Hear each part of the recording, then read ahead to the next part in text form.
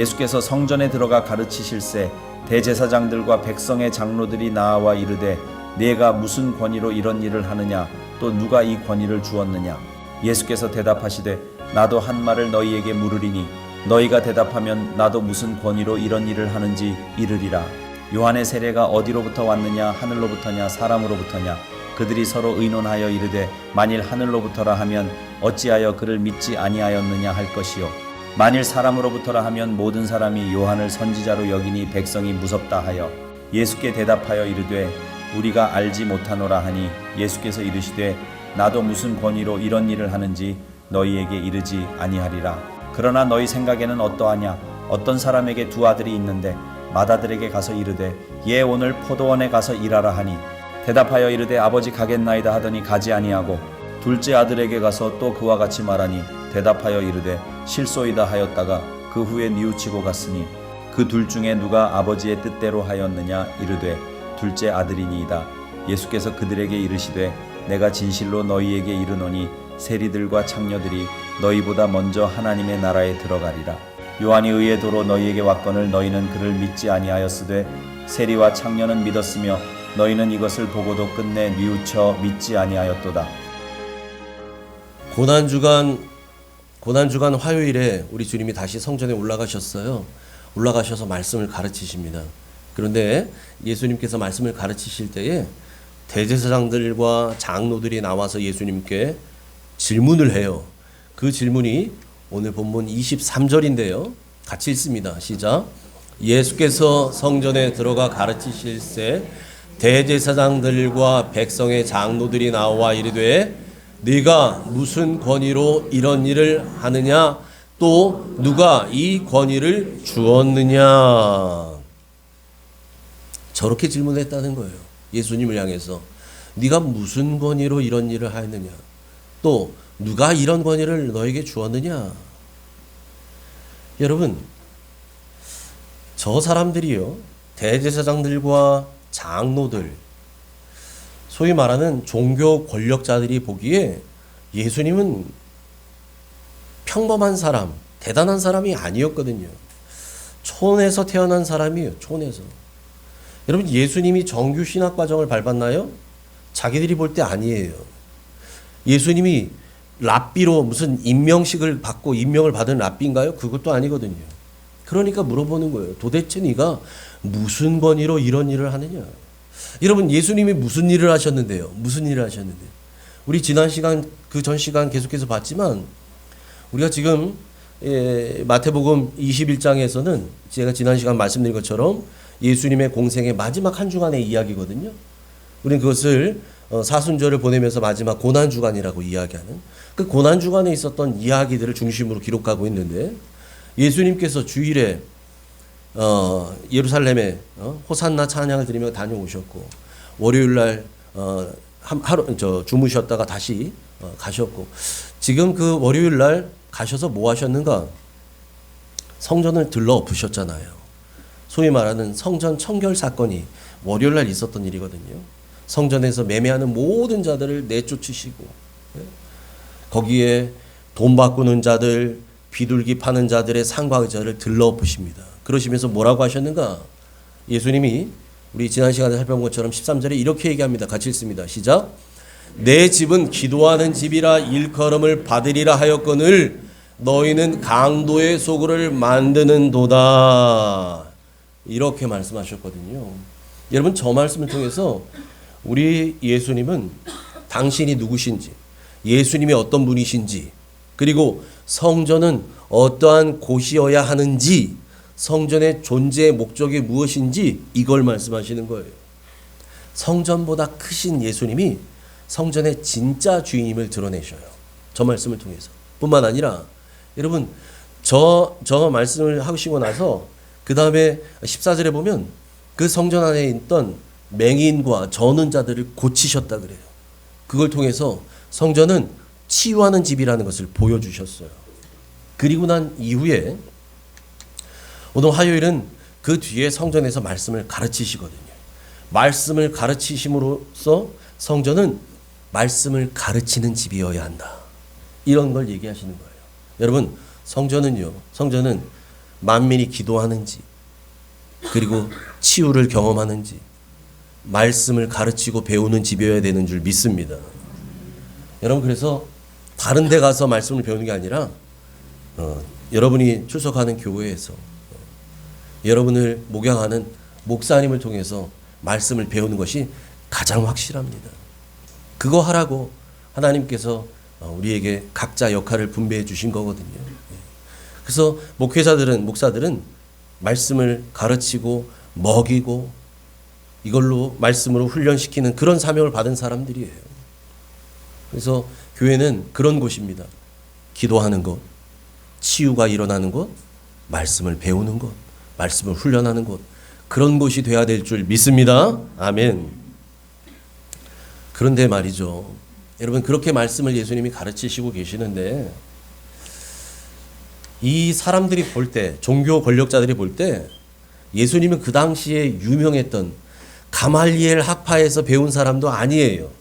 뭐 오늘날로 말하자면 학벌이 뭐 길어서 신대원 마치고 유학 갔다 오고 박사학위 몇 개씩 따오고 이런 분이 아니었어요. 예수님은요, 그 당시에.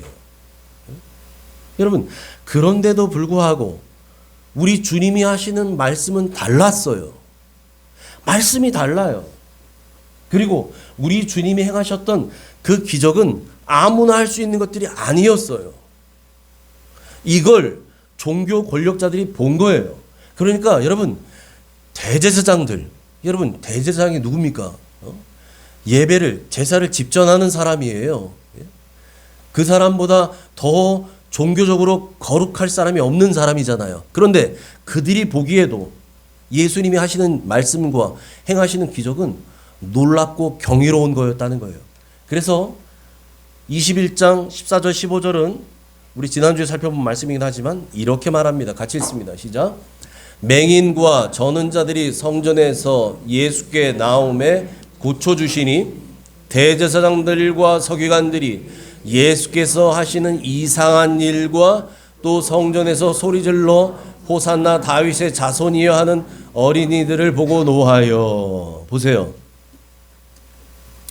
그 전에 예수님께서 성전 청결 사건, 매매하는 자들 다 쫓아내시고 거기서 돈 바꾸는 이 환전상들, 그리고 비둘기 파는 사람들, 상과 의자를 다 둘러보시잖아요. 그 뒤에 아픈 자들을 고치시고 그런 일들을 했는데 그것들을 보고서 어떻게 했다고요? 대제사장과 서기관들이 예수께서 하시는 어떤 일이라 그래요? 오늘 우리 성경엔 이상한 일이라고 말해요.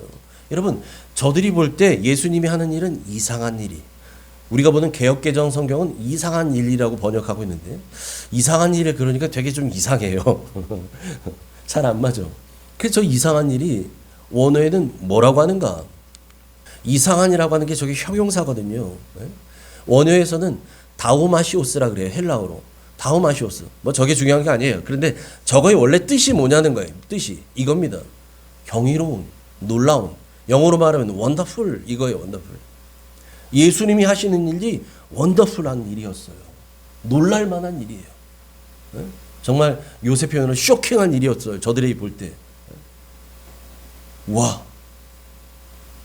저분이 누구시기에 저런 말씀하시고 저런 기적을 행하시나, 이런 거죠. 그러다 보니까 여러분, 예수님이 가르치는 말씀은 아까 말씀드렸잖아요. 이 여기에서 이 종교 권력을 갖고 있었던 당시의 사람들은 학벌도 좋아요. 많이 배웠어요. 성경에 능통합니다.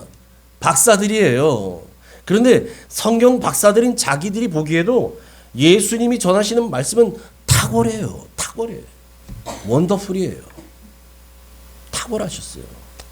그리고 예수님이 행하시는 그 능력은 자기들이 감히 상상도 할 수 없는 일들이었어요. 그러니까 그걸 보고서 묻는 거예요. 아니, 도대체 당신은 무슨 권위로 이런 일을 행하시는 것이요? 당신이 가르치는 말, 당신이 행하는 기적, 이런 권위를 당신에게 준 사람이 누구요? 누구에게 권위를 받았냐는 거죠. 그렇게 물었다는 거예요. 그렇게. 여러분, 그러자 예수님이 뭐라고 하셔요? 곧바로 대답하지 않았습니다. 바로 대답하지 않아요. 그리고 오히려 역으로 그들에게 물으시죠. 24절부터 25절 상반절입니다. 같이 읽습니다. 시작. 예수께서 대답하시되 나도 한 말을 너희에게 물으리니 너희가 대답하면 나도 무슨 권위로 이런 일을 하는지 이르리라. 요한의 세례가 어디로부터 왔느냐? 하늘로부터냐? 사람으로부터냐? 예, 25절 상반절까지만 봤습니다. 예수님께 그들이 물었잖아요. 도대체 당신이 무슨 권위로 이런 일을 하는 것이오? 누가 당신에게 이런 권위를 주었어? 그 말씀을 듣고 예수님이 즉답하지 않고 오히려 역으로 그들에게 물어봤다는 거죠. 내가 너희들에게 한 가지 물어볼 텐데 그걸 대답하면 나도 내가 무슨 권위로 이런 일을 하는지 너희에게 답하리라. 그러면서 물어보신 게 이거였다는 거예요. 자, 요한의 세례. 저 요한은 누굽니까? 세례 요한이에요. 세례 요한. 세례 요한이 행했던 그 세례가 어디로부터 온 것이냐? 사람으로부터냐? 하늘로부터냐? 그걸 물어보는 거죠. 여러분, 저 이야기를 듣고 나서 이 예수님께 질문을 던졌던 대제사장들과 서기관들, 이 당시의 종교 지도자들이, 장로들이, 이 사람들이 자기네끼리 순간 쑥덕쑥덕 의논을 합니다. 그리고 그들이 뭐라고 의논을 했냐면, 이따 보겠지만 25절 이제 후반절부터 나오지만 이런 얘기예요. 만약에 우리가 세례 요한이 세례 준 것이 하나님으로부터 온 것이다. 하나님께 권한을 받고 권위를 받고 행한 것이다라고 대답한다면, 자, 그러면 그렇게 잘 알면서 너희는 왜 그 요한을 믿지 않았느냐? 이렇게 책망할 것 같다는 얘기예요. 그리고 만약에 하늘로부터가 아니라 사람으로부터 온 것이다. 이렇게 얘기한다면 그 당시에 모든 백성들이 다 세례 요한을 선지자로 여기고 있었는데, 믿고 있었는데, 아니 정작 성경을 가장 많이 안다는, 잘 안다는 저 대제사장을 비롯한 종교 권력자들, 종교 지도자들은 정작 자기들은 하나님이 보내신 이 선지자가 분명한 이 세례 요한을 선지자라고, 하나님 보낸 선지자라고 안 믿는다는 거야? 이럴 수가 있나? 이러면서 사람들이 요동하고 밀란을 일으킬 거, 이게 두려웠다는 거예요. 사람들이 무서웠다는 거예요. 그래서 차마 그들이 이것도 저것도 대답할 수 없는 거예요. 그래서 그들이 어떻게 했대요? 우리는 대답하지 않겠노라.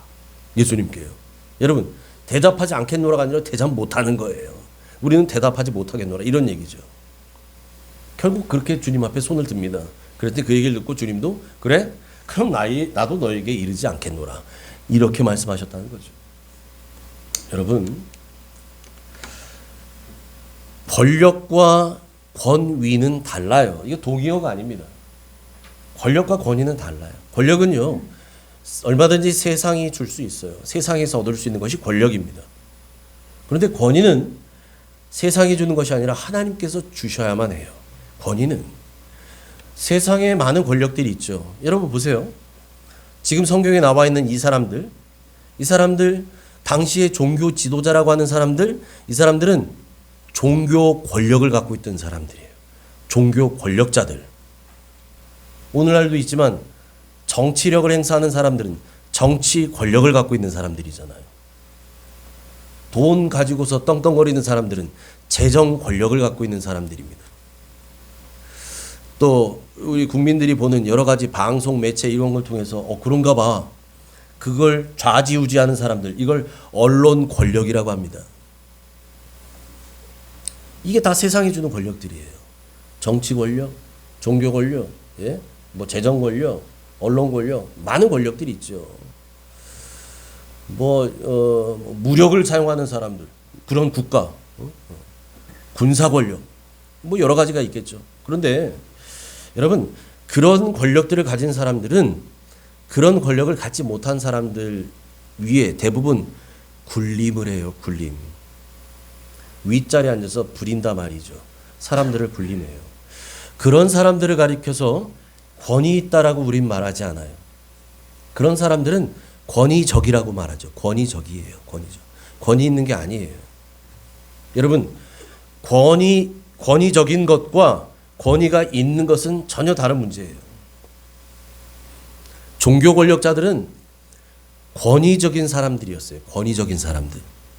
그 사람들에게는 권위가 있지 않았어요. 진짜 권위는 예수님께 있었거든요. 예수님은 권위적인 분이 아니라 권위를 갖고 있었던 분, 권위를 소유한 분이었어요. 그래서 여러분, 그 주님께 도대체 너는 무슨 권위로 이런 일을 행하는 거냐 물어봤던 요 사람들이요. 그 사람들은 종교 권력을 누리고 있었던 권위적인 사람들이었어요. 권위적인 사람. 그래서 여러분, 이 사람들은 그 당시 예수님이 갖고 있었던 영적 권위가 그들에게는 없었어요. 없어요.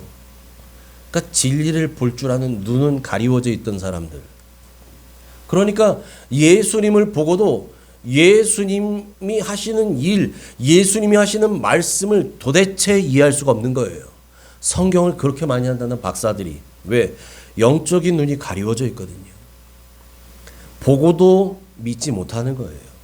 오히려 그 예수님을 미워합니다. 왜 미워했을까요? 자기들이 누리고 있는 것, 이 권력 있잖아요. 이 권력. 기득권이라고 이야기하는 종교 권력. 이 권력. 쉽게 말하면 자기들의 밥그릇. 이 밥그릇을 예수님께 뺏길까 봐 두려웠던 거예요. 그래서 예수님을 미워했던 거예요. 종교 권력자들이. 그런 그들에게 예수님이 두 아들의 비유로 말씀하시는데 28절부터 31절 상반절까지만 읽습니다. 시작. 그러나 너희 생각에는 어떠하냐? 어떤 사람에게 두 아들이 있는데 맏아들에게 가서 이르되 예, 오늘 포도원에 가서 일하라 하니 대답하여 이르되 아버지 가겠나이다 하더니 가지 아니하고 둘째 아들에게 가서 또 그와 같이 말하니 대답하여 이르되 실소이다 하였다가 그 후에 뉘우치고 갔으니 그 둘 중에 누가 아버지의 뜻대로 하였느냐 이르되 둘째 아들이니이다. 아멘. 두 아들을 둔 아버지가 있었다고 예수님께서 이야기 하나를 만들어서 지금 그 종교 권력자들에게 대제사장들과 장로들에게 이야기를 던지셔요. 하십니다. 아들이 둘이 있어요. 이 아버지에게 둘이 있어요. 그런데 이 아버지가 포도원을 갖고 있었던 아버지였던가 봐요. 그래서 하루는 큰 아들에게 말합니다. 얘야, 너 오늘 곧장 포도원으로 가서 오늘은 네가 좀 일해야 되겠다. 그랬더니 큰 아들이 어떻게 했대요? 네 아버지 알겠습니다. 제가 가지요. 대답은 아주 뻔질나게 했어요. 그런데 안 갔다는 거예요. 대답만 하고. 네 아버지 걱정 마세요. 제가 갈게요. 하고 뭐 아버지는 갔나 보다 했더니 이놈 방에서 뒹굴뒹굴 하고 있네. 가지도 않고. 그래서 아버지가 둘째 아들에게도 말했다는 거죠. 얘야, 네가 오늘 아버지 포도원에 가서 일 좀 해야 되겠다. 그랬더니 아들이 뭐라 그랬대요? 실소이다. 싫어요 아버지. 아버지 왜 맨날 나만 시켜요? 형도 있는데. 이런 거 있잖아요. 아 나도 놀고 싶어요. 싫어요 안 갈래. 이랬다는 거예요 둘째가. 그리고 났는데 조금 있다가 이 둘째는 어떻게 해요? 자기의 생각을 마음을 바꿔 먹어요. 응? 그 후에 뉘우치고 갔으니. 싫다고 말하고서 곰곰이 생각해 보니까 영 불편한 거예요 자기 마음이. 아버지 말씀인데 내가 이러면 안 되지. 그래도 그래 내일 놀지. 오늘은 아버지 말씀하셨으니 순종하자. 이러고 자기의 마음을 뉘우치고 그리고 일하러 갔다는 거예요. 여러분, 그래서 예수님이 다시 그들에게, 그 종교 권력자들에게, 제사장과 장로들에게 역으로 질문을 던집니다. 자, 이 둘 중에 첫째 아들, 둘째 아들 중에서 누가 아버지의 뜻대로 한 아들이냐 물어봤더니 그들이 바로 대답합니다. 둘째 아들이니이다. 둘째 아들이죠. 당연히 둘째 아들 아닙니까? 이 얘기를 듣고 이 대답을 듣고 그제야 우리 주님이 드디어 그들에게 하고 싶으셨던 말씀, 이제 본론을 꺼내셔요. 그게 31절부터 나오는 말씀, 하반절부터 나오는 말씀인데 같이 읽습니다. 31절 하반절과 32절입니다. 시작. 예수께서 그들에게 이르시되 내가 진실로 너에게 이르노니 세리들과 창녀들이 너희보다 먼저 하나님의 나라에 들어가리라. 요한이 의의 도로 너희에게 왔거늘 너희는 그를 믿지 아니하였으되 세리와 창녀는 믿었으며 너희는 이것을 보고도 끝내 뉘우쳐 믿지 아니하였도다. 아멘. 보세요, 여러분. 대제사장들과 백성들의 장로들, 다른 말로 하면 아까 제가 표현했던 것처럼 얘기하면 종교 권력자들이 화두로 처음에 던졌던 주제가 뭐였어요? 권위에 대한 이야기였어요. 권위에 관한 이야기를 화두로 탁 던졌는데 예수님께 이제 이 이야기의 결론을 예수님께서 바꾸시는데 뭐로 바꾸시냐면 천국에 들어갈 수 있는 자격으로 마무리를 하십니다. 그래서 스스로 자기들이 권위를 가졌다고 여기고 있었던 이들에게 예수님께서 분명하게 말씀하시는 거예요. 뭐라고 말씀하셔요? 세리들과 창녀들이 너희보다 먼저 하나님의 나라에 들어가리라. 여러분, 세리는 그 당시에 세금을 걷던 세무 공무원이잖아요. 그런데 오늘날의 세무 공무원처럼 생각하시면 안 돼요. 이 당시 이스라엘은 로마의 속국이었어요. 모든 이 세금을 로마에 갖다 바치는 거예요. 그런데 세리들은 유대인 중에서 세무 공무원을 뽑거든요. 여러분 그도 그럴 것이 그 마을에 나고 자란 사람들이 그 마을 속사정 제일 잘할 거 아니겠습니까? 거기에서 세리들을 뽑아요. 그런데 당시의 규정을 보니까 세리들에게는 정해져 있는 급여가 없대요. 이 사람들은 어떻게 생활할까요? 나라에다 바칠 세금 중에 일부를 자기들이 수수료, 자기 인건비로 떼야 되는 거예요. 예를 들면 홍길동 씨네 집에 세금 10만 원을 내야 되는데 10만 원 받아가지고 로마에다 10만 원 그냥 다 갖다 바치면 자기는 헛수고한 거잖아요. 뭐 남는 게 없잖아요. 세금 15만 원 걷어요. 5만 원은 자기 수수료, 10만 원은 바치고. 예를 들면 이런 거예요. 이게 공공연하게 벌어지던 당시의 일이거든요. 그러니까 유대인들이 세리를 아주 미워했던 거예요. 저 아주 민족의 피를 빨아먹는 놈들. 이런 거죠. 그래서 저 세리들과 창녀들, 저 사람들은 자기의 몸을 파는 사람들 아닙니까? 그래서 저 사람들은요, 이런 일 하는 사람들은 그 당시에 선택받았던 공동체, 이스라엘 백성들은 자기들은 선택받은 민족이라고 생각하잖아요. 우리는 특별해. 우리는 하나님으로부터 특별한 선택을 받은 민족이야. 이런 자부심을 갖고 살았거든요. 그래서 유대인들이 이방인들과 상종하지 않는 거예요. 우리는 특별한 민족이야. 너희들이 어떻게 감히 우리와 상종하겠어. 말도 안 섞어요. 밥도 같이 안 먹어요. 여러분, 그랬던 그 선택받은 공동체, 그 공동체에 저 세리들과 창녀들은 들어갈 자격이 없는 사람들이었어요. 그 당시 그 사람들이 갖고 있던 기준에 보자면. 그러니까 저들은 종교 권력과 공동체로부터 버림받은 사람들, 왕따 당한 사람들, 실패한 인생들, 루저들이었다고요. 세리들, 창녀들은요. 그런데 바로 그런 저 사람들이 그 선택받은 공동체 안에 감히 낄 수도 없는 자들이요. 대제사장과 장로들보다 먼저 천국에 들어갈 거래요. 예수님 말씀하셔요. 먼저 천국에 들어갈 거래요. 여러분, 이 말씀을 쉽게 풀어보면 이런 거예요. 예수님이 저기 말씀하신 것처럼 그들이 너희보다 먼저 천국 들어간다. 그러면 우리는 나중에 들어간다는 얘기인가? 아니요. 그런 의미가 아니에요. 제가 쉽게 말씀드리면 이런 겁니다. 예수님이 이렇게 말씀하시는 거예요. 종교 권력자들을 향해서 너희는 천국에 들어갈 수 있다고 내가 장담할 수 없다. 그런데 세리들과 창녀들은 분명하게 들어갈 것이다. 이런 얘기예요.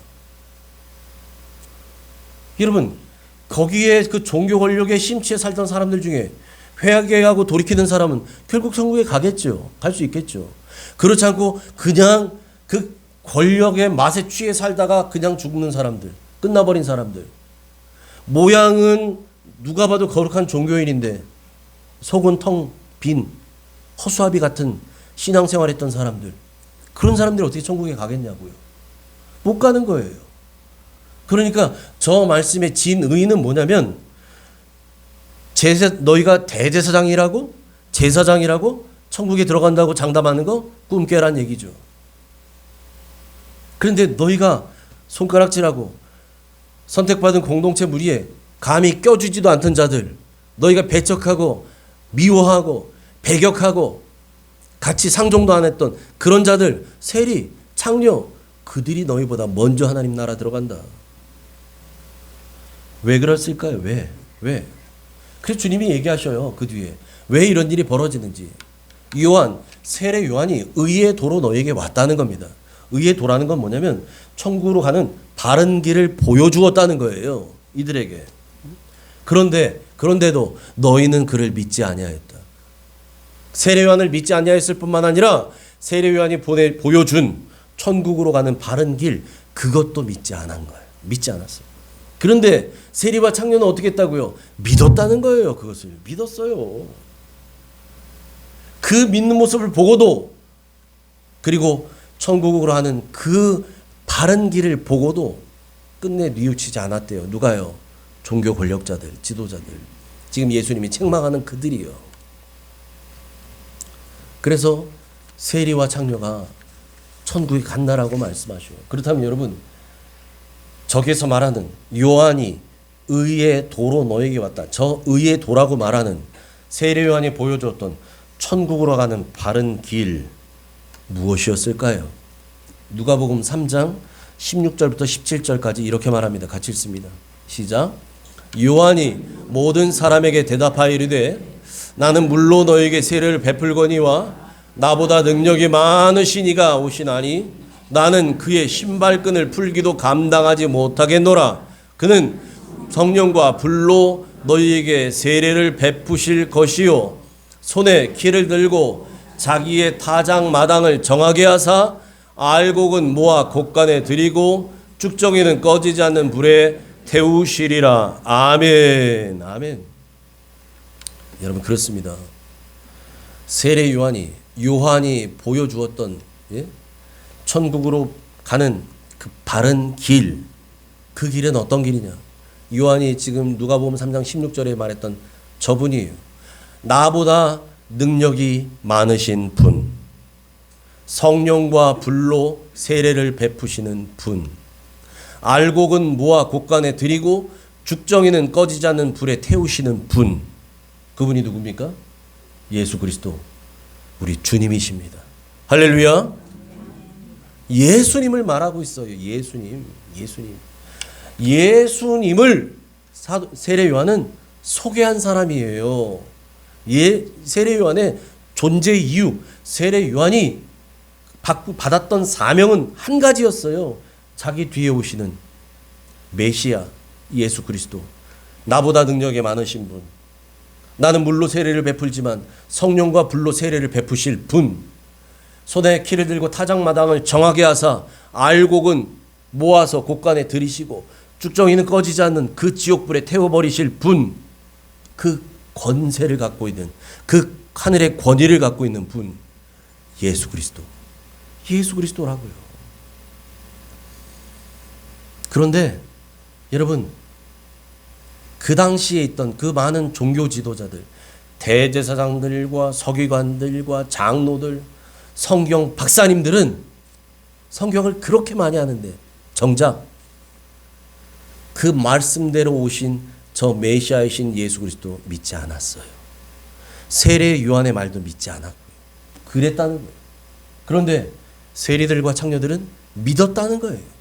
세례 요한이 해주는 말도 믿고 그 말이 보여주는, 그가 선포했던 그 메시아가 누구신지를 그 비춰주었던 그 예수 그리스도, 그분을 믿었다는 거예요. 그분을 믿었어요. 여러분, 천국에 들어가는 사람은요, 천국에 가는 사람은 성경을 많이 알고 있는 사람이 아니에요. 아닙니다. 천국에 들어갈 수 있는 사람은 천국으로 들어가는 유일한 길이 되신 예수 그리스도, 그분을 믿고 그분의 말씀대로 사는 사람인 줄 믿습니다. 천국에 들어가는 사람은 우리 안에 계신 성령님께서 나에게 계속해서 말씀하시거든요. 나에게 교훈하시거든요. 때로는 조명해 주시거든요. 그 인도하심을 따라서 하늘 아버지의 뜻대로 행하며 사는 사람인 줄 믿습니다. 이런 사람이 천국에 간다는 거예요. 마태복음 7장 21절 같이 읽습니다. 시작. 나더러 주여 주여 하는 자마다 다 천국에 들어갈 것이 아니요 다만 하늘에 계신 내 아버지의 뜻대로 행하는 자라야 들어가리라. 아멘. 아멘. 예수님에게 주여 주여 하는 자마다 다 천국 들어간다는 거 아니라는 거예요.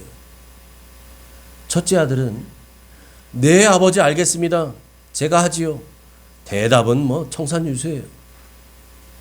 말은 뭐 어마어마하게 잘해요. 그런데 그의 삶은 어떻게 해요? 행동은 뒷받침이 안 돼요. 안 됐어요. 작은 아들은 어떻게 했어요? 작은 아들은 처음에는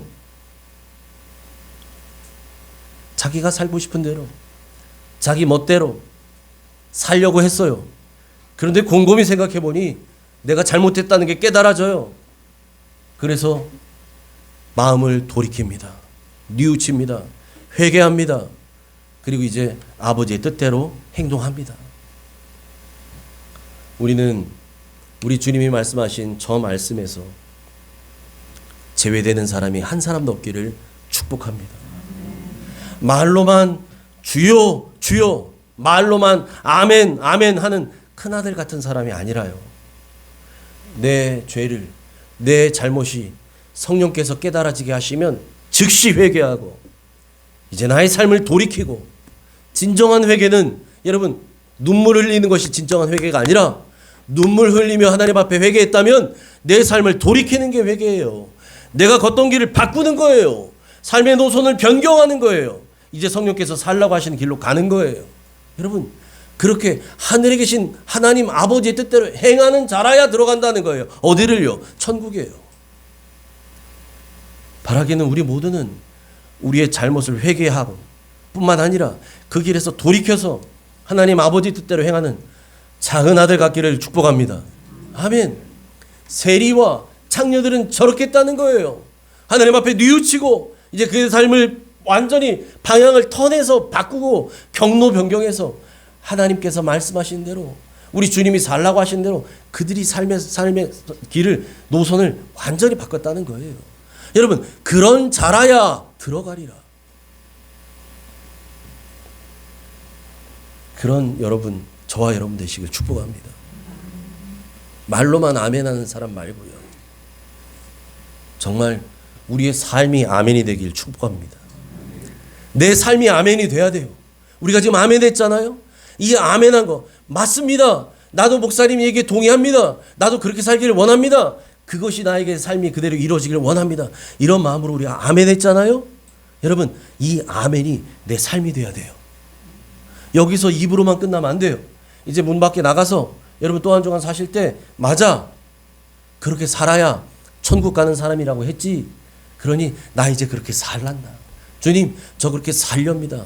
저에게 살 수 있도록 도와주십시오. 힘 주십시오. 그런데 내 의지로는 안 됩니다. 내 의지로 안 되잖아요. 여러분 우리가 얼마나 많이 경험해 봤어요. 나 바르게 살겠다. 나 하나님 뜻대로 살겠다. 말씀대로 살겠다. 기도하며 살겠다. 뭐 전도하겠다. 얼마나 많이 다짐했어요. 신앙생활 하면서 그동안 특히 새해가 되면 얼마나 많이 했어요. 그런데 안 되잖아요. 왜 안 될까요? 내 의지로 안 되거든요. 내 힘으로는 안 되거든요. 그게 당연한 거거든요. 그래서 우리에게 뭐가 필요해요? 성령님이 필요해요. 성령님이 도우셔야 돼요. 그래서 여러분 성령 충만해야 됩니다. 성령 충만하길 바랍니다. 성령 충만이요. 성령 충만하다는 것이 불 받아서 막 가슴이 뜨거운 것만 성령 충만한 게 아니에요. 여러분 그런 경험들은 다 있으실 거예요. 우리 권사님들, 집사님들 적어도 신앙생활 어느 정도 하신 분들은 성령 세례, 성령 체험에 대한 경험들은 있으실 거예요.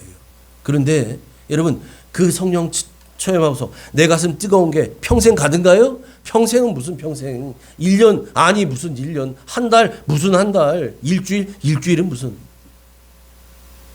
하루나 갈까? 그거 기대하고 신앙생활하면 안 돼요. 여러분 내 가슴이 뜨거워야만 성령 충만 아니라니까요. 여러분 내 감정에 속지 마세요. 여러분 감정에 속으면 안 돼요. 우리는 감정으로 주님을 믿는 사람들이 아니에요. 우리는 말씀으로 믿는 사람들입니다. 아멘. 말씀으로. 그래서 하나님께서 나에게 어떻게 살라고 하시는지 여러분 우리는 자꾸 여쭤봐야 돼요. 그리고 성경에서 답을 찾는 거예요. 때로는 내가 묵상하고 있는 성경 말씀을 통해, 때로는 목사의 설교를 통해, 때로는 우리 성도님과의 교제를 통해서, 우리 교우들과의 교제를 통해서, 우리 권사님들이, 우리 집사님들이 주시는 그 간증 같은 그런 말씀을 통해, 아 맞다, 그렇지, 저분도 이랬구나, 이렇게 결정하고 이렇게 사는구나, 아, 하나님이 그렇게 하라고 하셨다는구나, 그렇구나, 성경에 그런 말씀이 있었구나. 여러분 이런 것들이 하나님의 음성으로 들릴 때, 성령의 말씀으로 들릴 때, 여러분 들린 말씀 귀 닫고 계시는 게 아니라 나에게 주신 말씀이라면 그 말씀대로 살려고 애쓰는 거. 성령님 이제 그렇게 살라고 하시는 말씀인 줄 제가 이제 받았습니다. 제 힘으로는 어렵습니다. 저는 의지도 약합니다. 그래서 남들은 작심 3일이라고 봤는데 저는 작심 하루밖에 안 되는 인간입니다. 주님 아시잖아요. 그러니 제 뜻대로, 제 의지대로, 제 힘으로는 할 수 없기에 저는 성령님만 의지합니다. 성령님이 싫어하시는 거 저 안 하게 하시고, 성령님이 좋아하시는 거 저 하게 해주십시오. 주님이 원하시는 것, 그 마음이 내 소망 되게 해주십시오. 주님이 원하는 삶이 내가 살고자 하는 그 소망의 삶이 되게 해주십시오. 주님이 기쁨이 내 기쁨 되게 해주십시오. 여러분 그렇게 사는 사람이 성령 충만인 줄 믿습니다. 그렇게 사셔야 돼요. 그렇게. 그게 바로 하늘에 계신 아버지의 뜻대로 행하는 거예요. 여러분 그래서 예배는 주일날 와서 한 번 그치는 것이 아니라 월요일, 화요일, 수요일, 금요일, 토요일 나머지 모든 날이 예배가 되어야 될 줄 믿습니다. 여러분이 삶이 예배가 되어야 돼요. 가정생활도 예배하듯이 하시고요. 직장생활도 예배하듯이 하고요. 예배할 때 마음은 어떤 마음이에요? 하나님께 내가 드리는 것이다. 하나님께 드리는 삶의 예배. 내가 오늘 돈 벌기 위해서 일하는 것 어떻게든 오늘 허탕치지 말아야 되는데 막 이게 아니라 내가 오늘도 하나님을 예배하기 위해서 하루를 출발합니다. 시작합니다. 그러니까 아침에 기도하고 시작하는 거죠. 하나님의 도우심을 구하며 하는 거죠. 사는 거죠. 거리가 멀고 직장 때문에 일 때문에 새벽 기도 못 나오시는 분들 제가 알아요. 여러분들 가정에서 있는 자리에서 하루 시작하실 때 기도하고 시작하세요. 보내드린 말씀 여러분 잘 새기며 시작하세요. 운전하는 시간에라도 다시 말씀 듣고 생각하고 기도하고 나의 하루를 하나님 손에 맡깁니다. 그리고 살아보세요. 분명히 하루가 달라집니다. 달라져요. 분명히 하나님께서 하시는 것들을 경험하게 될 거예요. 그게 신앙생활이에요. 그게 주님과 동행한다는 거예요. 그게 하나님 아버지의 뜻대로 행한다는 거예요. 그렇게 사는 여러분 되시기를 축복합니다. 이제 설 명절 연휴가 시작됐습니다. 여러분 그래서 그렇게 여러분 삶 가운데 정말 주님과 동행한다는 것, 성령 충만으로 산다는 것, 아버지의 뜻대로 사는 것, 그렇게 살아가는 여러분의 모습, 그런 모습, 그래서 예수님 닮은 사람으로 변화된 여러분의 모습을 통해서 오랜만에 만나는 여러분의 형제들, 가족들에게 주님의 향기가 전해지는 따뜻하고 행복한 명절 되시기를 주님의 이름으로 축복합니다. 아멘. 기도합니다. 하나님 감사합니다. 오늘 우리에게 권위와 순종에 관하여 말씀해 주시니 감사합니다. 하나님, 우리는 세상 권력을 쫓는 사람들이 아니라 하나님께서 주시는 영적 권위를 받는 사람들 되게 해 주옵소서. 하나님께서 주시는 것이어야 온전한 것인 줄 믿습니다. 하나님, 그런데 하나님께서 주시는 이 권위는 하나님 앞에 순종하는 자들에게 부여되는 선물인 줄 믿사오니 하나님 바라기는 우리의 삶이 말 따로 행동 따로가 아니라 아멘 따로 내 인생 따로가 아니라 내 인생이 아멘이 되게 하시고 내 삶이 나의 고백이 되게 하여 주옵소서. 그래서 하나님 이제 우리의 삶이 살아가는 삶의 현장이 예배의 현장 되게 하여 주옵소서. 가정도, 직장도, 회사도, 학교도 어디에서든 주님이 나와 함께 하시면 그곳이 천국이며 그곳이 예배의 자리가 되는 줄 믿습니다.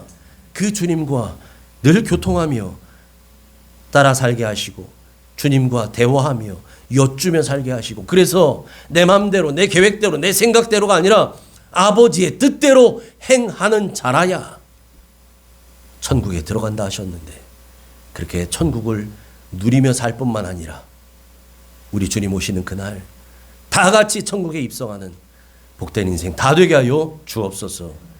그렇게 우리를 인도해 주실 예수님 이름으로 감사하며 기도하옵나이다. 아멘.